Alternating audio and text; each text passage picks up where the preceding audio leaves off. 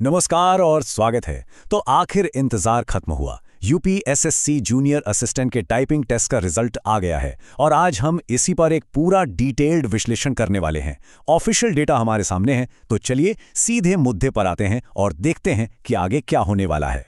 तो सबसे पहली और सबसे बड़ी खबर जो ऑफिशियल नंबर है वो है 26,318।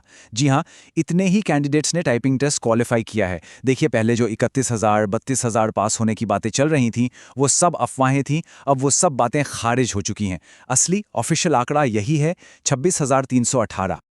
अच्छा, तो आज हम क्या क्या देखने वाले हैं। सबसे पहले टाइपिंग टेस्ट का जो फैसला आया है उस पर बात करेंगे। फिर इन नंबर्स का मतलब क्या है उसे समझेंगे। इसके बाद जो सबसे जरूरी सवाल है, फाइनल कट ऑफ क्या जा सकती है, उसका एक अंदाजा लगाएंगे। और आखिर में अगला स्टेप यानी डॉक्यूमेंट वेरिफिकेशन और उसके लिए कौन कौन से डॉक्यूमेंट्स तैयार रखने हैं उस पर भी बात करेंगे। चलिए तो शुरू करते हैं पहले हिस्से से, टाइपिंग टेस्ट का फैसला। यहां जो भी बात होगी वो सिर्फ और सिर्फ यूपीएसएससी के ऑफिशियल डेटा के आधार पे होगी, कोई इधर उधर की बात नहीं। तो अब जरा इन नंबर्स पर नजर डालिए। देखिए, कुल 60,729 लोग एग्जाम देने पहुंचे। इसमें से पास हुए 26,318। लेकिन गौर करने वाली बात यह है कि फेल होने वालों की संख्या देखो, 29,607। ये बहुत बहुत बड़ा नंबर है। मतलब पास होने वालों से भी ज्यादा लोग फेल हुए हैं। तो ये नंबर्स हमें क्या बताते हैं? सीधी सी बात है कि टाइपिंग टेस्ट जितना आसान सोचा जा रहा था उतना था नहीं। ये उम्मीद से कहीं ज्यादा मुश्किल था। सोचिए, लगभग आधे कैंडिडेट्स जो एग्जाम में बैठे थे वो इसे क्लियर ही नहीं कर पाए। इससे पता चलता है कि ये स्टेज कितना कठिन था। तो ठीक है, नंबर्स तो हमने देख लिए, पर इन आंकड़ों का असली मतलब क्या है? चलिए अब इसे डिकोड करते हैं और ये समझने की कोशिश करते हैं कि इन नतीजों से फाइनल सिलेक्शन पर क्या असर पड़ सकता है। अच्छा, अब ये पॉइंट सबसे जरूरी है। कुल पोस्ट कितनी है? 5370। और पास कितने हुए? 26,318। इसका मतलब है लगभग 5 टाइम्स कैंडिडेट्स। हाँ, एक सीट के लिए करीब 5 लोग अभी भी रेस में हैं। और यही वो रेशियो है, यही वो अनुपात है जो फाइनल कट ऑफ तय करने में सबसे बड़ा रोल प्ले करेगा।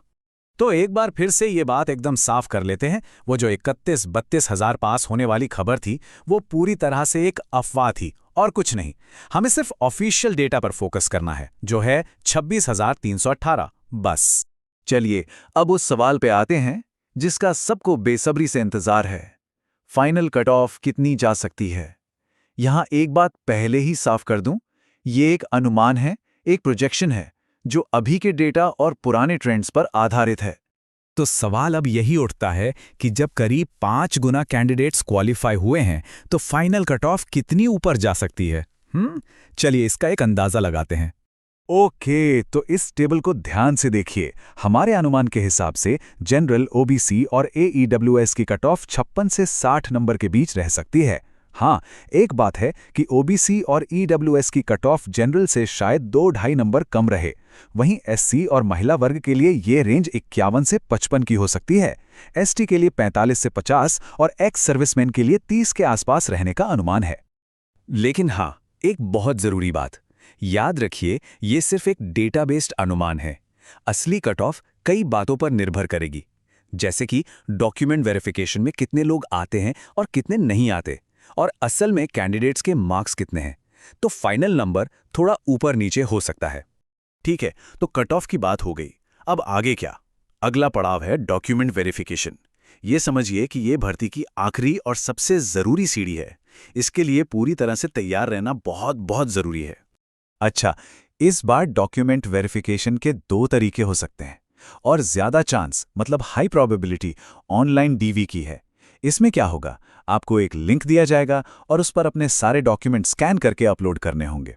ये काफी आसान प्रोसेस है और अगर मान लीजिए ये नहीं होता तो फिर पुराने तरीका है ऑफलाइन डीवी, जिसके लिए लखनऊ जाना पड़ेगा। तो सवाल ये है कि ये प्रोसेस शुरू कब तक हो सकता है? देखिए, पूरी उम्मीद है कि डॉक्यूमेंट वेरिफिकेशन का काम अप्रैल या मई में शुरू हो जाना चाहिए। तो तैयारी के लिए अभी ठीक ठाक समय है।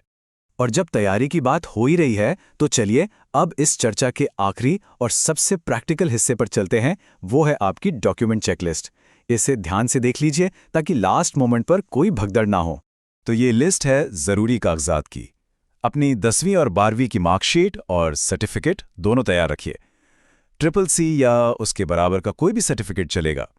फिर आपका जाति प्रमाण पत्र, EWS या निवास प्रमाण पत्र।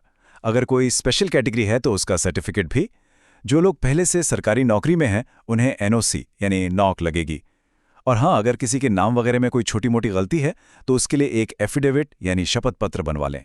इन सबको अभी से एक फाइल में लगा कर रख लेना सबसे अच्छा रहेगा।